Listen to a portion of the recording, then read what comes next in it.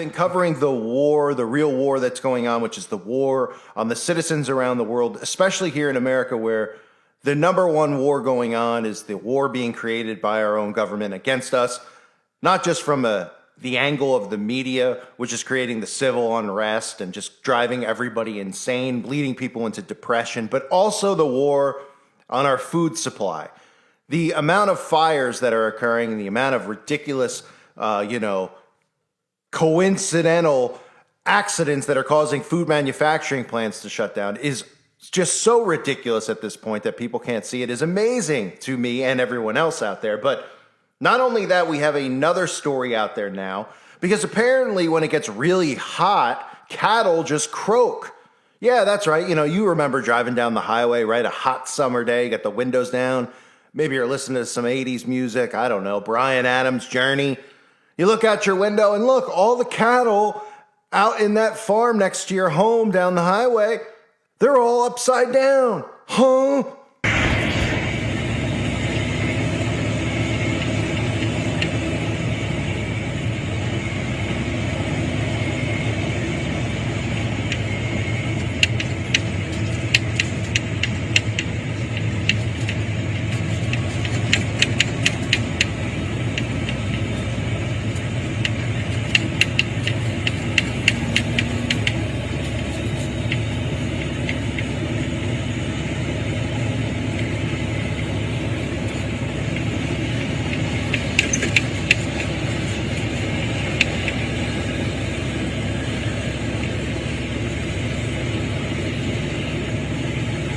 And they're all just upside down. And what's the excuse? Well, the excuse is a massive heat wave, as if it's not hot in Kansas normally. Now, this is reported to be 2,000 cattle upside down on the road. The war on our food is about more than just them taking food off the shelves. There are so many things that tie into this, but one of the big things as well is the removal of meat. Remember, the meat ties into the carbon agenda, the climate change agenda. And really what that's about is controlling what we put in our bodies even more than they already do, which is the fact that they want this plant-based diet into people's lives where they tell you it's plant-based. So people go, ooh, that sounds healthy. When it's grown in a lab, in a little dish, right? It's grown in a little dish where they tell you, oh yeah, we're mixing crap together and we're going to feed it to you. And people go, oh, okay. And nobody gets suspicious when they tell you that this is what the plan is. All the billionaires like Bill Gates invest in it. And then they tell us that we need to start removing more and more cattle, because of the, global warming. And then cattle just end up upside down while we're already having a supply chain issue, right? And then on top of all those things, which I'll get back into the cattle and what they're claiming, you even have places like Canada where they're saying warning labels are going to be mandatory to put on meat labels. Warning. So, usually you get cigarettes, it's got a warning on it. They want to tell you so you don't sue in case you get lung cancer or something like that. I don't know if alcohol has a warning label on it, but don't worry about it. They should put a warning label on every single thing that's, sold in a store to consume through your mouth. Right? Everything in there, because half the label, on the side of the box, half the label is just chemicals. So they should warn you and say, hey, you might be eating weed killer, soft metals, aluminum, all that kind of stuff. Just letting you know, they don't do that. But meat needs a warning label on it. This is Canada, of course, which is they're trying to really compete with China at this point for the most tyrannical government that there is. But this just shows you that there's an agenda tied behind it, right? The government wants to get rid of meat. They want everyone on a plant-based diet. They put warning labels on food, and then cattle are just mysteriously croaking because it's hot outside. It's not 160 degrees, by the way. It's 100 degrees in Kansas. Is that hot? Yeah, it's hot. Has it ever been 100 degrees in Kansas? All the time. It's Kansas, okay? It's the summer. It's mid-June. These things do occur. Have you ever heard stories like this before? You hear a story every summer, right, about cattle croaking. If this was a common occurrence, because it's always hot in Kansas, wouldn't they say, hey, we should probably not farm our cattle here in Kansas because it gets really hot. And when it's really hot, cattle tends to croak. So maybe we should go up to like Maine or somewhere where it's a little bit cooler in the summer. No, you never heard those stories before. So why are they mysteriously croaking? Well, they just say the heat wave because they know people are too stupid to ask questions. Extreme heat and humidity killed thousands of cattle in Kansas in recent days. The state said the sizzling temperatures continue to threaten livestock. I'm sure they do. So the deaths add pain to the U.S. cattle industry as producers have reduced herds due to drought and grapple with feed costs that climbed as Russia's invasion of Ukraine tightened global grain supply. So on top of that, there's feed costs, so they can't afford to feed the cattle. And then on top of that, don't forget the gas prices, because people think like, oh, the gas prices just has to do with like me and you. Oh, us driving to the store, or, you know, we don't want to pay extra money, like the liberal mindset, which of course is the hive mind.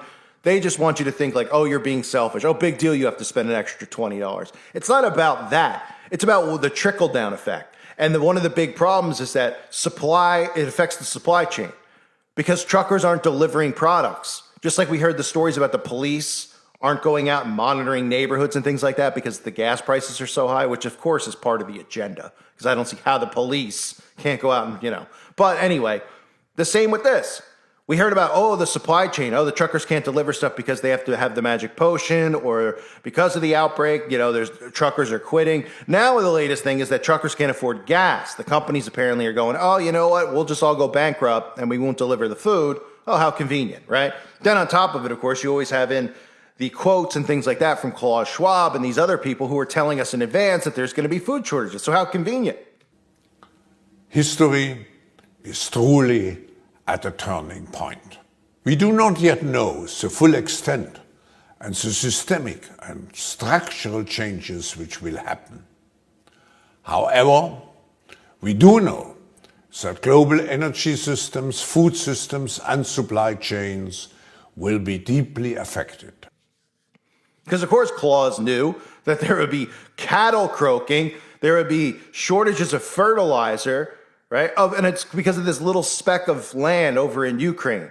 Because apparently, you know, you guys think back, I mean, some of you aren't old enough, like in the 80s with Reagan, or the 90s with Bush or Clinton, you know, or even the 2000s, right? You always were thinking to yourself, man, you know, thank goodness for Ukraine. It really keeps America going. Huh? Right? I mean, we always kind of just looked at it like, hey, America's you know, we do this, we take care of ourselves, right? We have our own oil, we have all, you know, no.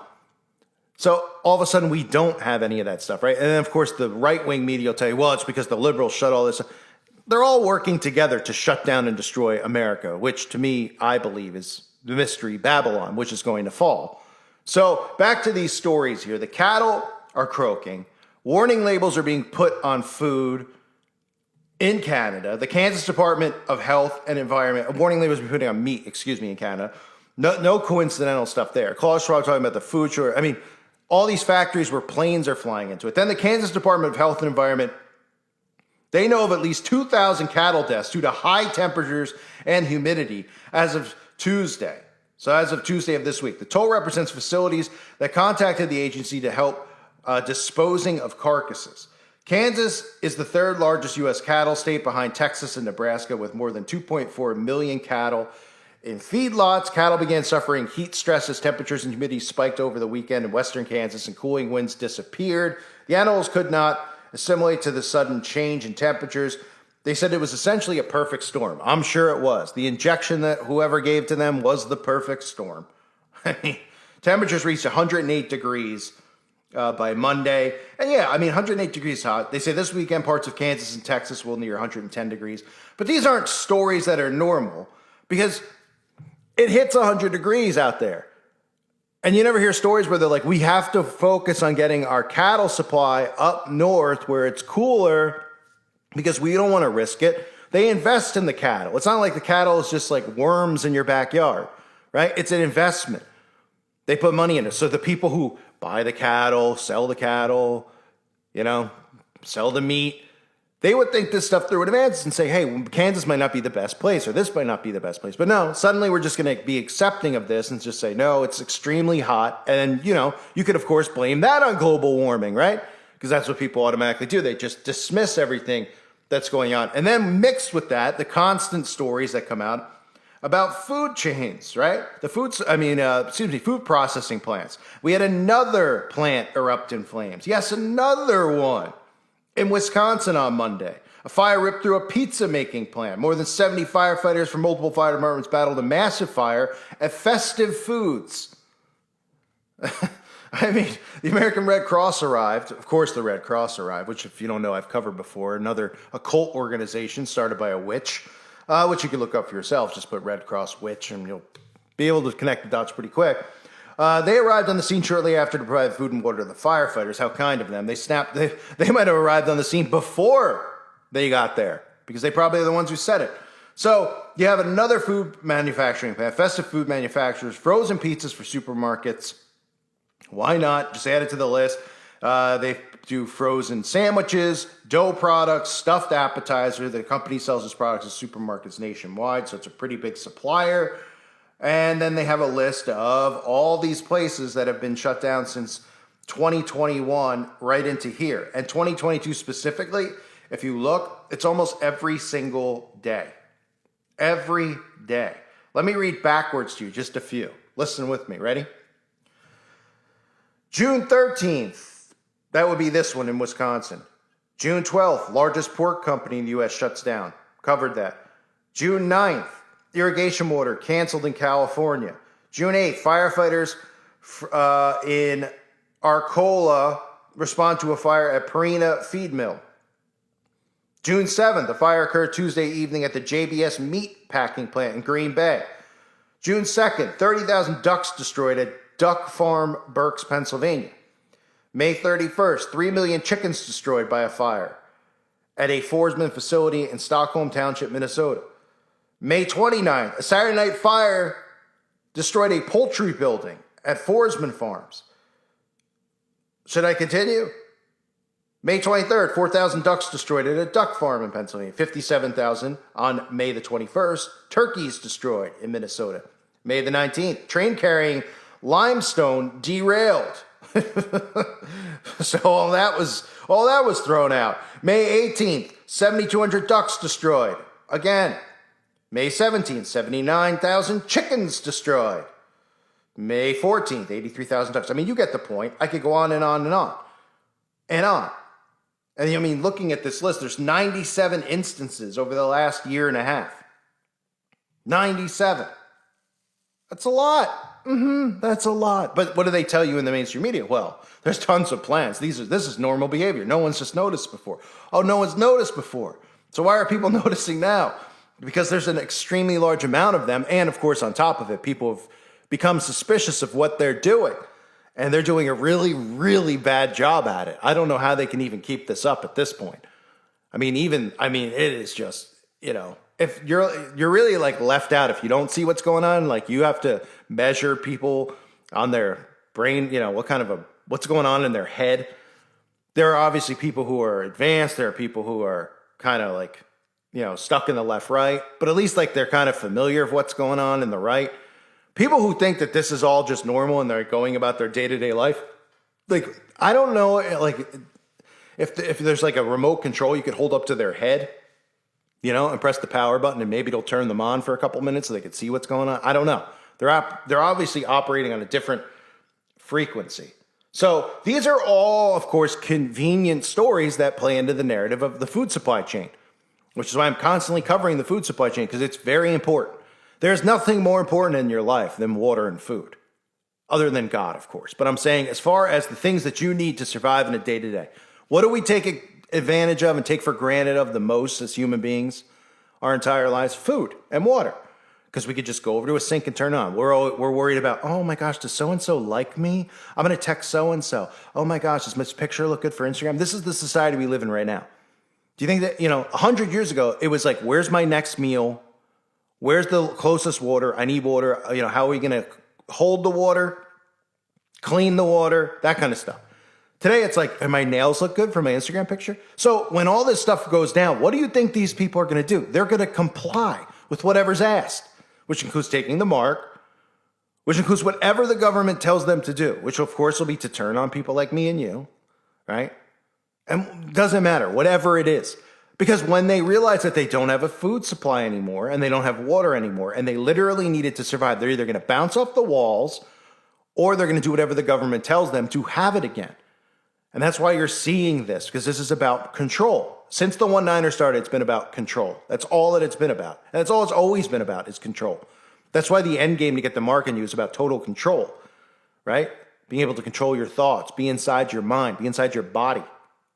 Well, there's nothing they can use more to their advantage to control people who are not following protocol, or even those who are, to gain more people to bring in to make sure they take their potion and do everything else that they ask, than by controlling the food supply.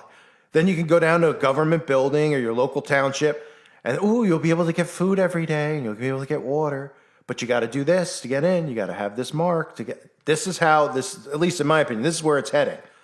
But if people don't see the signs of what's going on with the supply chain and they think that this is normal, they're out of their minds. But see, people could still go to their store and obviously everything's still in there for now.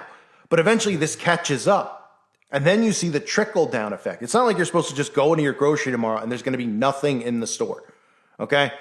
That's what these people envision. They're like, I'm just going to go to the store. Oh, they hear these stories and they go to the store and like, see, there's no supply food issue.